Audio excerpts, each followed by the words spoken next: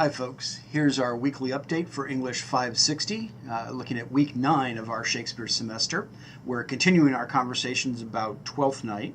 I'm particularly interested in continuing our dialogues about the play's attitudes towards gender and identity, the confusions between how appearance shapes or is influenced by one's sense of self. I find a very interesting problem in this play, especially with the cross-gendered pieces.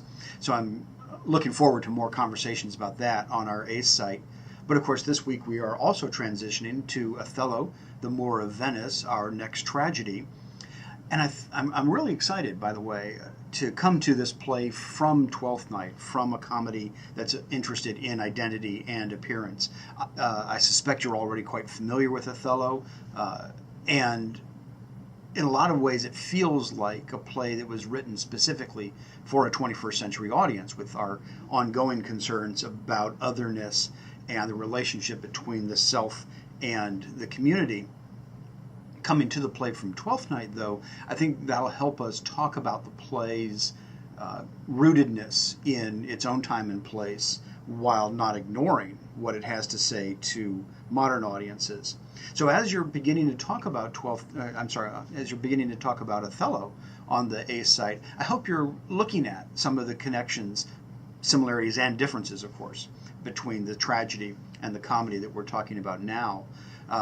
Practical things will follow this familiar pattern. The quiz over Acts 1 and 2 will be ready for you for Wednesday the 26th.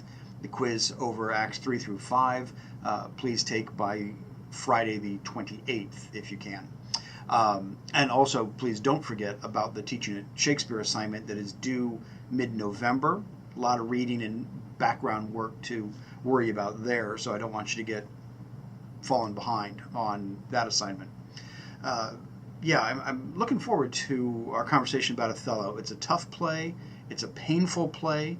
One of my colleagues, whom I respect a great deal, says that Othello is the one that always makes her cry at the end. All the other tragedies don't hit her nearly so hard, and it is a tough play to work our way through. The connection then with the comedy, Twelfth Night, might help us with that transition a little bit. So I'm looking forward to seeing what you have to say about this play. One thing that I'll ask you in particular to keep an eye on as you're reading Othello, keep an eye on how and when the characters around Othello, and even Othello himself, talk about his otherness, talk about his blackness or his difference. We've spent a lot of time this semester already thinking about how characters perform identity and how that question of appearance versus inner subjective experience changes for characters based on their experiences. And I think that kind of problem is particularly important in Othello. How does he perceive himself? How do others perceive him?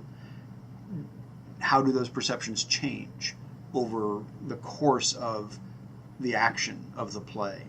If we can keep ourselves grounded in that kind of pattern, I think we'll have a lot to do with this play. It's a difficult one, but it's also a lot of fun and very exciting.